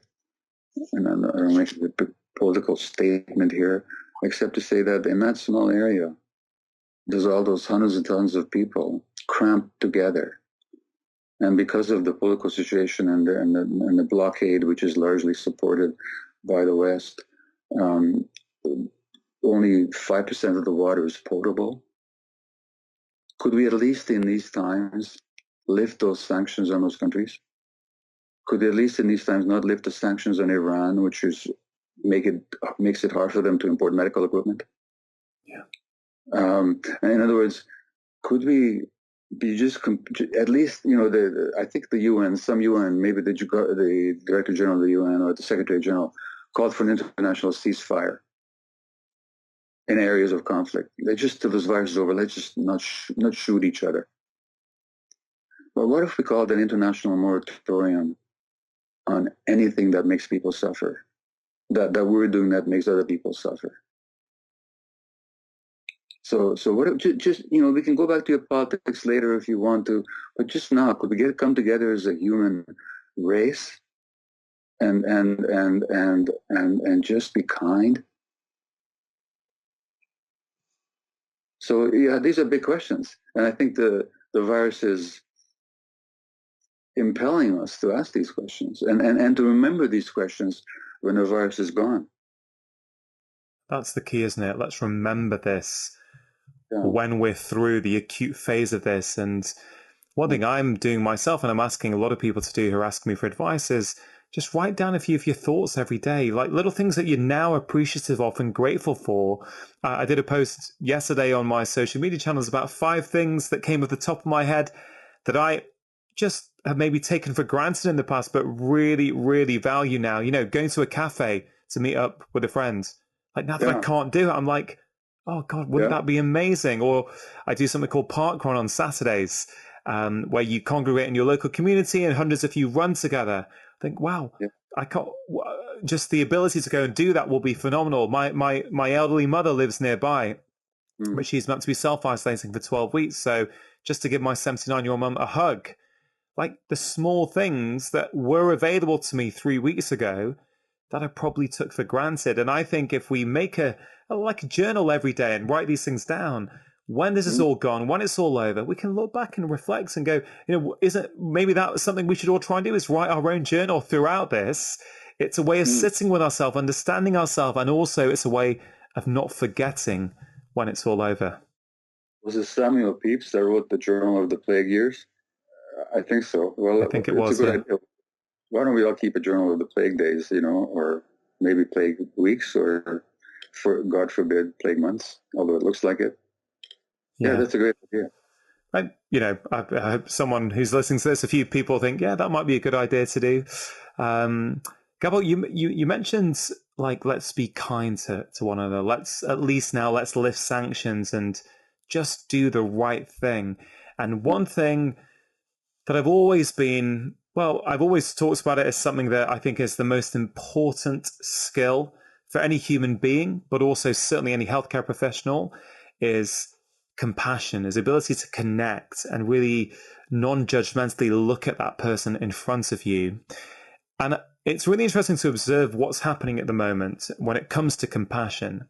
So there's people out there who, let's say people who are not practicing social distancing, who are, refusing to follow what the government have asked people to do and are getting together and congregating with their friends, or people who are perceived to be panic buying and therefore the supermarket shelves are now empty. It's really interesting that we can be quite judgmental about those other people who are behaving in that way. And it's something I've mentioned recently is that, I've thought about panic buying a lot recently, and this idea that, are people really panic buying? I'm sure some people are, but most people are probably just buying a little bit more than they would have done in the past. And therefore, when they go to the shelf's full, and the first person buys a little bit more, the second person buys a little bit more, then at some point there's going to be someone who empties that shelf. But all they were doing was buying a little bit more than they would normally do. And then someone will post a photo of that on social media and go, God, who are these people who are panic buying? They should be ashamed of themselves. And I'm thinking, I'm not criticizing people for saying that. I'm just observing that, this situation, I think, has brought out the best in humanity, but also it's also exposing the worst as well, as any stress test would do. And I'm interested in your observations on the judgment that we can have on other people, particularly at times like this. Well, it's great to speak with you, because every time you speak, my mind just starts generating, thought bubbles start arising under the surface of my mind. First thing, here in Vancouver, there was a couple who go around cleaning out all the shelves of major stores of cleaning fluid or cleaning wipes. Then they sell them at a profit. You think, who would do that? No, there's two ways of asking who would do that. One is, who would do that, as a judgment, or curiosity. Oh, well, who actually would do that? Yeah. And how insecure they must actually feel in the world, and how much they must be cut off from their own communal sense of humanity. So what happened to them? These people that congregate and they ignore the recommendations, where did they learn to distrust authority so much? Usually, that can be a trauma response as well. Like when early, there's a whole lot of ways to respond to trauma. But one way to respond is, I'm never going to trust authority again. I'm just going to do whatever I want. Yeah. Because the authority that I did trust in when I was an infant really let me down. Yeah. So even we can look at these people compassionately as well. And the other thing that came up for me is that there's such thing as healthy shame. So in writing my new book, I'll be looking at Aboriginal societies, and in what we call so-called primitive societies, which is how we actually evolved in small band hunter-gatherer groups, and we lived that way for millions and hundreds of thousands of years. That was our evolutionary niche. When you look at them, those societies that still carry those vestiges or those ways of life today, fewer and fewer, individual accumulation is seen as a weakness, as some kind of an illness. And if somebody, they go hunting, and some young guy does his first kill, everybody criticizes him, and they ritually will make small of it. Why? Because they don't want anybody to get a big head. Right. They want to say, okay, you're doing this for the community. It's not malicious. But it's not about individual achievement and individual accumulation. That wealth for them actually lies in communality. So that in a lot of these cultures, including here in the west coast of Canada, big celebrations would involve people giving away their wealth to others. Yeah. And real wealth was in how other people regarded you and how you connected with them. So this crisis again shows how far we've come away from our roots. Yeah. And when you think of yourself or any of ourselves, when do we feel best? When we have gathered something to ourselves, or when we've given it, you know?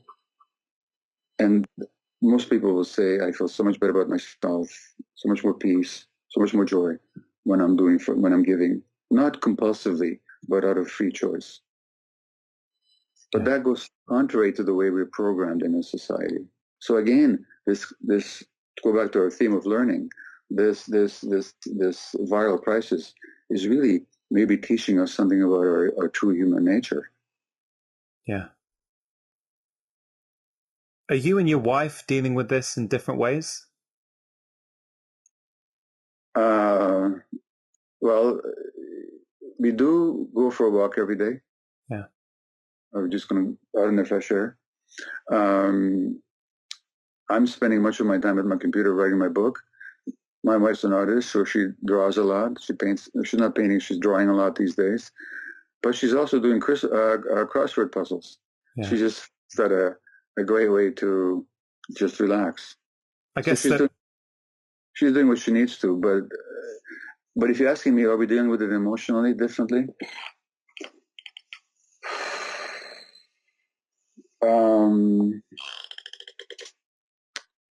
And I guess let me just clarify, the point of my question wasn't really to inquire about you and her individually. It was also more really the broader question. Do you feel and do you see that men and women, of course, there's going to be huge individual differences within that, but broadly speaking, can we say that men and women tend to deal with these things in different ways? Are there some broad strokes that we can explain that with? Well, there's a lot of work that's been done on the different emotional coping styles of men and women. And women tend to be more in touch with their emotions in general. They tend to come more from the right side of the brain, which is more holistic and inclusive, whereas men tend to move towards the left side, which is more. This is not exclusive, and it's not gender-based, but in general, more going through explanations and intellectual formulations and so on. As to how that's showing up right now in the current viral situation, that'll be an interesting study, won't it? Yeah. To look back later on and say, well, how did men and women differentially, if there was a differential, how did they differentially deal with what's going on? I don't know that I have an answer to that right now. I think another thing that would be really interesting to look at some point in the future when the dust has settled is, and it's that sort of slight seesaw that I was mentioning to you before, this idea that, okay, all these measures that are being taken, these kind of frankly never been seen before measures by countries all around the world, are to limit the spread of the virus. So we're asking people to isolate, well, certainly physically isolate themselves from each other, not go about their everyday lives, not congregate with other human beings as social beings. In the UK at the moment, we've been told we can go outside once a day to take exercise in the form of a walk, cycle, or run. And we can also go to the shops once a week, or we're being encouraged to. I mean, this is pretty restrictive compared to what normal life used to feel like. But what I'm interested in is, are we going to look back or it would be interesting to look back at some point in the future for all the lives we may hopefully save from getting, severely affected by the virus, then needing intensive care and all this kind of stuff. On the flip side, what sort of damage are we potentially going to do to society with this isolation, with this anxiety? Because I feel, and I so hope I'm wrong on this, but I imagine that we may well see in a few months, a litany of mental health issues and anxiety and depression and all kinds of things on the back of this. And then it's that whole acute versus chronic piece, that we're not taking these chronic things like air pollution and mental health and all these things which kill millions of people each year seriously, but we are with the virus. And I think there's a really interesting thought experiment there, is that, will it have been worth it? I don't mean to sound, I'm very conscious. I don't mean to sound as though I think we should be taking the measures to protect life, right? So I'm not saying we shouldn't be, but will we look back and go, what, was there an unexpected consequence of doing that? Well, I've had the same question come up in my mind. Let me tell you a quick story. Just before you called me, a friend of mine called me, another retired physician. She goes on her bicycle and she delivers what's called Meals on Meals, Meals on Wheels.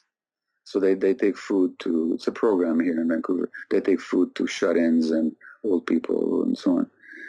And my friend Elaine, who was delivering the food, there's an elderly Hungarian lady who is among her clients. And they don't share language at all. The woman does not speak English at all, and Elaine speaks no Hungarian. And she called me just now, just before you called me, because the woman wants her to come closer like she usually does, but Elaine won't. Oh. But because of the language barrier, Elaine couldn't explain why I can't come close to you. And the woman's getting more and more upset. Oh. So she called me and said, would you talk to her in Hungarian and explain? And I did. And this woman had never heard of the pandemic. Wow. Because she speaks no English.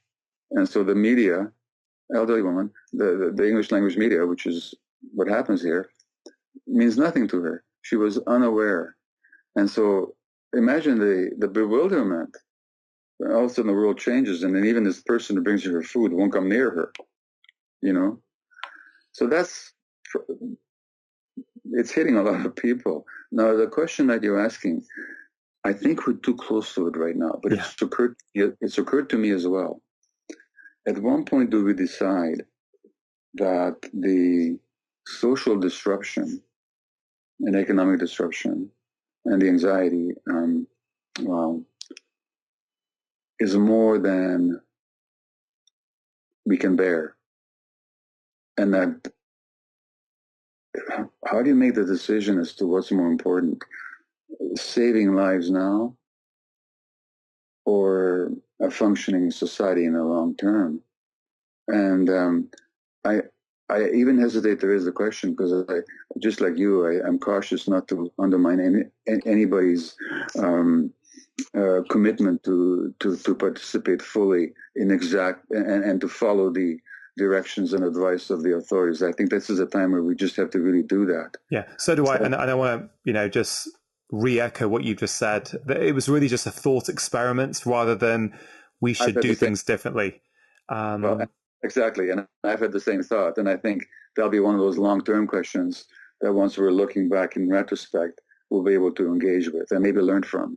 Yeah, but I'm certainly an optimist in the sense that I really hope that we have been given such a jolt, and with so many of us starting to appreciate the little things in life that, frankly, most of us, if not all of us, certainly many of us took for granted in the past. If we could hold on to that, there could be something really beautiful on the other side of this, potentially for society.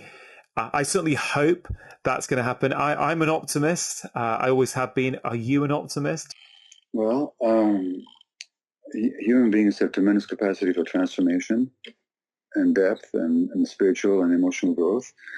They also have tremendous capacity for denial and forgetting and distracting and going back to business as usual. I don't know how it's going to play out. Yeah. I think it'll play out in both ways through a society, certainly on an individual level. I think on the individual level, there'll be a lot of people that will have learned a lot of valuable lessons here about what's important. Fundamentally, your belief, isn't it, that addiction comes down to our experiences in childhoods. And, when I say addiction, a lot of people think, oh, it's about drug abuse or alcohol abuse, but we're talking about something much broader than that, about how much of society is now addicted, whether it's addicted to Instagram or shopping or sex or drugs or alcohol or whatever it is. Is that a reasonable, very, very brief summary for people who are new to your work? Well, no. Okay. And the reason why not is that it's a brief and reasonable summary of an aspect of my work. Yeah. But really, right or wrong, and I believe right, my work was much broader than that. I'm saying that not just addiction, whether to sex, drugs, rock and roll, or substances, but any kind of mental so-called pathology, and not just mental pathology, but much of physical pathology can be traced to childhood experiences and how we cope with those experiences and what those experiences did to our physiology, to the functioning of our genes, and to the functioning of our emotional apparatus, which makes us behave in certain ways that either promote or protect us from illness. So what I'm saying is that a lot of what we physicians see in clinical practice, whether it's physical or mental health issues, can be traced to, not exclusively, because genetics always comes into it and other factors, but that it can always be traced to early experiences in life. And not only early experiences in life, but also experiences throughout life, so that really the fundamental message, if I can sum it up as briefly as I possibly can, is that we're not separate physiological organisms. We're part of a much larger whole, which includes the entire family system, multi-generationally, that we're born into, and the culture in which we grow up in and function in. And so that when it comes to individual disease, it is narrow reductionism to biology to think that the illness is only a physiological event in a separate individual, when it really manifests an entire life in an entire context, in an entire culture. So really what I'm talking about is the unity of mind and body and the interconnection between the individual and the environment. I think that's the shortest way I can sum it up. Yeah, for sure. And I didn't, I probably could have phrased it a little bit better. And that was certainly one of the key aspects we discussed in our previous conversation, rather than a summary of your entire work. And as you know, I'm a huge fan of, your philosophy. And I think at the heart of your philosophy is compassion. And it's a real deep understanding of why people have ended up where they've ended up, why they behave the way in which they behave.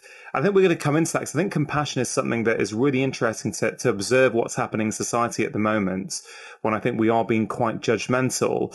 But we'll come to that a little bit later. I think what you just said there about our childhoods, and it's really interesting at the moment, because many people are feeling that this is a very traumatic time for them. And you use the word trauma a lot when talking about people's lives. And I think it's probably worth defining what you mean by trauma right at the start of this conversation. Sure. So trauma, I think, is much more widely experienced than the narrow medical definitions would allow for. Trauma is, really the word comes from a Greek word for wound. So trauma is a wound. So when you think metaphorically of a wound, what happens around it, either it's raw and painful, and every time you touch it, you experience extreme pain, or you develop scar tissue over it, and the scar tissue is thick and hard, and it doesn't have nerves, so it doesn't feel, but it's also not very flexible, and it has no capacity to grow. So trauma is when there's a deep hurt. So take the present COVID viral crisis. A lot of people are responding with extreme fear. Now, fear is a natural response to a threat. So there's nothing wrong with that as such. But the fear is not universal, and it's not shared by everyone to the same degree. Now, people that were hurt in childhood and experienced assault on them, they have fear built into their nervous system and into their immune system, really, and into their whole physiology. When something happens later on in life that has a fearful connotation, that old fear gets triggered. In other words, a lot of I'm not talking about the genuine concern and the genuine alarm. I'm not talking about that. I'm talking about the panic that many people are experiencing. That is the triggering of childhood fear, rather than just a response to what's happening in the present. So one of the impacts of trauma, of that wound of trauma, is that when things happen in the present, our response reflects some past experience. That's one of the aspects of trauma. Yeah. The other aspect is we're just not as flexible in our responses.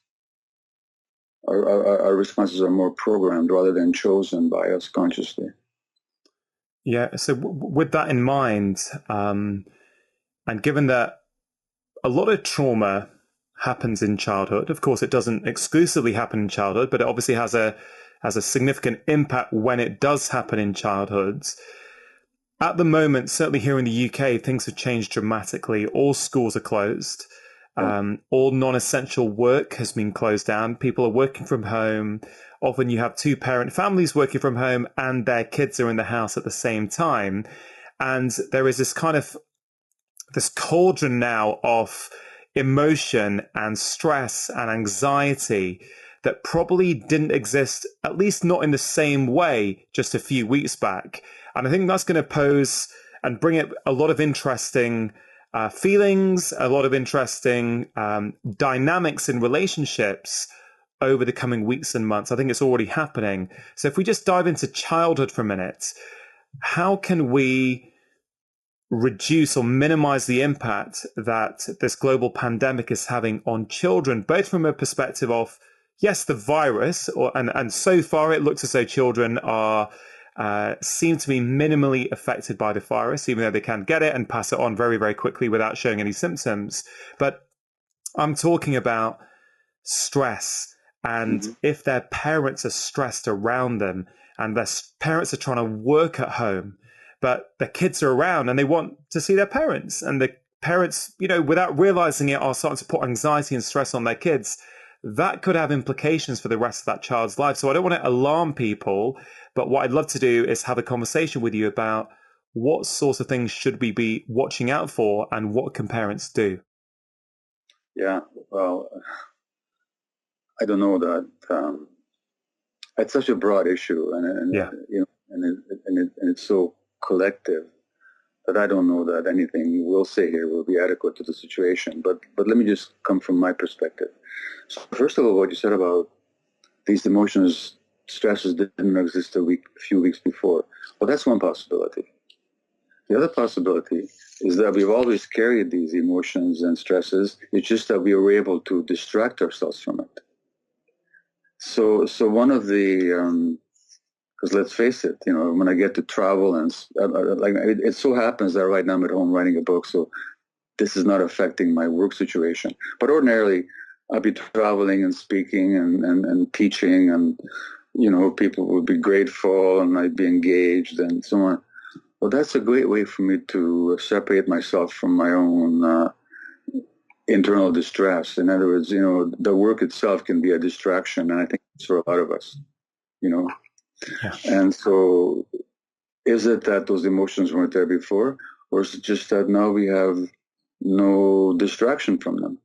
We can't go out and have a drink. We can't join our friends at the football game. We can't go to the pub. We can't gather around the water cooler at work or whatever, So that's the one thing. And so from that point of view, I think it's an interesting time. And I think it's time for people to notice the emotions that arise for them. And to really question, well, okay, I have this emotion. The crisis is new. It's a novel virus, and it's a novel situation. But are these emotions really novel, or do I kind of know them from the inside already? Yeah. And to speak about myself, I've been saying for some time now that even though I'm not that personally affected because I get to be at home anyway, and I can go for walks and go for bicycle rides and so on, but there's a strange feeling in my chest and tummy. It's like there's something here that isn't usually there. And just this morning I was thinking, well, is that really new? Or does this really go back to my infancy perhaps? When there were very strange and threatening times in the world. Second World War, Eastern Europe, Jewish family. And for the book that I'm writing right now, I'm actually just looking at prenatal stresses and how the stress on the mother translates into stress on the infant in the uterus, physiologically. And that mothers who were anxious prenatally, their children, their brain structure is different by the time you get to preschool, and their behavior can be affected. So what I'm saying is, I think a lot of us are programmed very early. And then a lot of what's coming out right now is early programming. And that's different from the genuine response to an actual challenge that we're truly facing in the world. Yeah. So I think it's an opportunity for us to observe what's happening. So in terms of telling people what to do, what I'm suggesting here is let's be curious about our reactions. Let's really experience our bodies. Like if you feel this tension in your chest, don't distract yourself. Actually pay attention to it and be curious about it and just sit with it. And if we can sit with our own fear, then we can sit with our children's fear. If we try to push through it and pretend that it isn't there and just offer bland reassurances, but at the same time, we're roiled up inside ourselves, our kids can sense that. So I think the best thing we can do for our kids is to take care of ourselves. Yeah. I mean, as always, just a wonderful answer. And, something I've been thinking about a lot recently, and I spoke to Johan Hari yesterday, and I was just saying to him that for me, it feels as though our system is being stress tested at the moment. So, very similar to what you said in the sense that are these emotions really new, or in life, very much like, I don't know, let's say you've got a right hamstring problem and that only comes up when you run. Well, if you're walking around in your life and you're walking everywhere, you never experience it. So you think everything's fine. But when you start running, you realize, oh, my hamstring's hurting.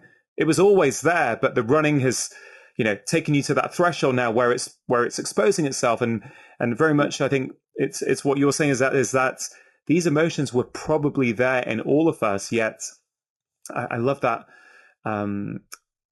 That whole idea about distraction is it's really something I sit with a lot over the last couple of years. It's thinking, why do we do certain behaviors? Why does somebody go to the pub and drink 8 to 10 pints of lager or drink a bottle of wine every night? And why does somebody else, for example, scroll Instagram for 3 or 4 hours in the evening? And I can't get away from the thought that for many of us, whatever we choose, ultimately it's a distraction. It's a distraction from sitting with ourselves and sitting with our own discomfort.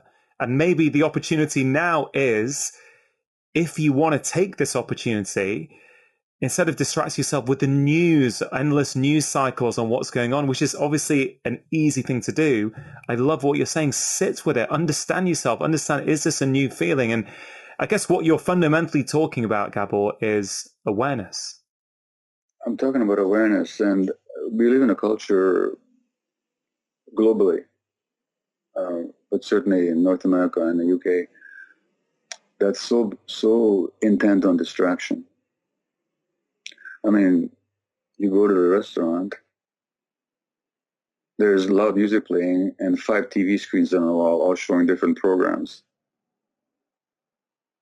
What's that all about? It's about distraction, rather than just sitting there quietly and being with each other and ourselves.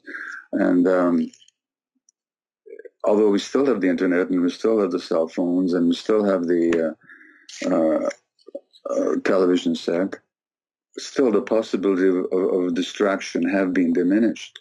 Now, I think that for a lot of people, even watching all the news about the virus is a distraction, rather than being with how it is for them. Because really, how much time a day do you have to spend reading about the virus to find out what's going on? 5 minutes? In 5 minutes, you can get the latest information. Now, when you spend 3 hours a day or 4 hours a day or compulsively, and I've done that myself, because I'm not criticizing others, but, he's reading, what does The Guardian say about the virus? What does the New York Times say about it? What does this Canadian newspaper or that? What am I doing? I'm actually distracting myself from just how it is for me. And so that even reading about the virus can be a distraction from the feelings that the virus has triggered in us. Yeah.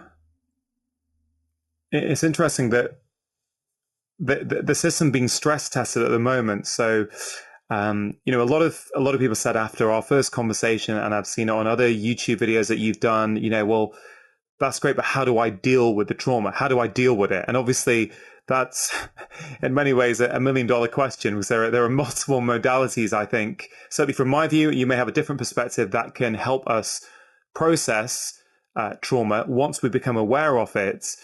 But in this kind of situation where certainly the volume on everything seems to be turned up to a max, people who already were feeling anxious are feeling more anxious than ever before. People who didn't realize or actually thought that they didn't have a problem with anxiety are now feeling anxious. The process of dealing with that trauma can take time. It can take weeks, months, years sometimes. As I've shared before, I'm on my own process with that, with a system called Internal Family Systems, IFS, which I found incredibly helpful for me in terms of my own personal happiness, my relationship with my wife, my relationship with my children, my ability to be a good, or what I hope is a good doctor. That has helped me no end. And I realize now that I can look back on previous behaviors and look at the fact that, you were distracting. You weren't happy. You were doing that to gain external validation, to get whatever it was, because I couldn't sit with what was actually going on inside me. And so in this situation where families are rowing at the moment, couples are spending more time with each other than ever before.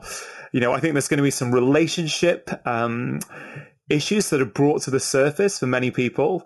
There is going to be, with children. I know this is happening because people have already reached out for help on this, saying, look, I'm snapping at my children a lot.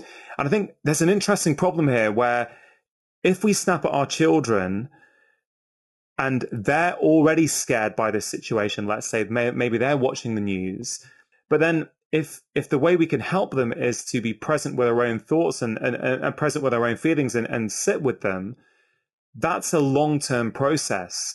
And I guess what I'm trying to get at, and I don't think there are some simple tips, but I'm wondering if a parent in that moment is feeling, why are the kids not letting me work? I've got all this work to do, and they want to snap. What is there something they can do? Is it like taking a step, having a deep breath, going outside, and then, or is it simply explaining to the kids, hey guys, look, I'm really stressed at the moment. I know you guys just want to talk to me, but I'm feeling really, really stressed. Can I have 5-10 minutes to myself? I mean, I don't know. Have you got any practical guidance in the moment? Well, before I get to that, two things. One is, I'm just struck, or here we are. You trained as an internal medicine specialist or as a specialist? Internal medicine initially, and then I moved to family medicine. I know, so I remember that. So between all the years of training and practice, I've had over 3 decades of medical practice, and all the 3 years of training between you and I, which is nothing in our training prepared us for this, did it?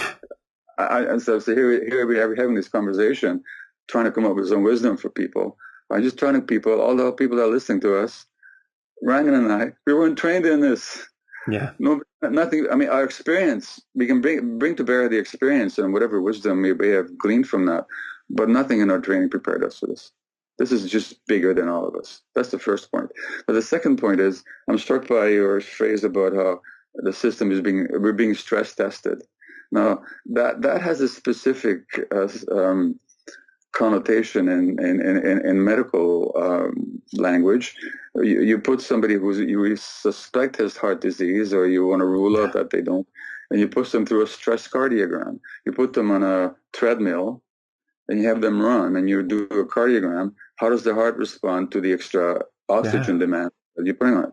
Well, that's what's happening to all of us people. I liked your phrase about that. We're being tested now to see about our emotional oxygen supply. Yeah. And so when we're at home snapping at our kids or being tense with ourselves, or whatever happens with our spouses, this is the stress test. And the stress cardiogram will reveal, or just walking, to go back to your analogy of the hamstring, the stress cardiogram will reveal the real state of your heart, whereas just lying in bed will not. Yeah. Or walking even slowly in the street will not, unless you've got really severe heart disease. So yes, I really like that way of putting it, that the system is being stress tested, and not just on the individual, but also on a social level. Now, I haven't answered your question. I know it's easier for me to theorize than just to answer your question about what actually to do. But yes, I think awareness, as you said, and if I notice that tension in me, I don't believe in timeouts in parenting in terms of punitive timeouts, but I certainly believe in the parent taking a timeout and saying, I just noticed how tense I am. I need to go on the balcony and take a few breaths, or I need to sit and just think, or I just need to listen to a piece of music right now to calm my autonomic nervous system. So in other words, do something that we ordinarily don't do, most of us in our lives, which is to allow ourselves to have our upset emotions and give them some space without acting them out on the people that are close to us. So take that time and do check in. And don't be ashamed to acknowledge your vulnerability and your upset. But don't make it your child's problem. Yeah. If you enjoyed that conversation, I think you are really going to enjoy one that I had with Esther Perel, all about relationships. It's right there, so give it a click and let me know what you think. This notion sometimes that people have, that you have to know yourself first, you have to love yourself first, and then you can go and be in a relationship, never made sense to me. Because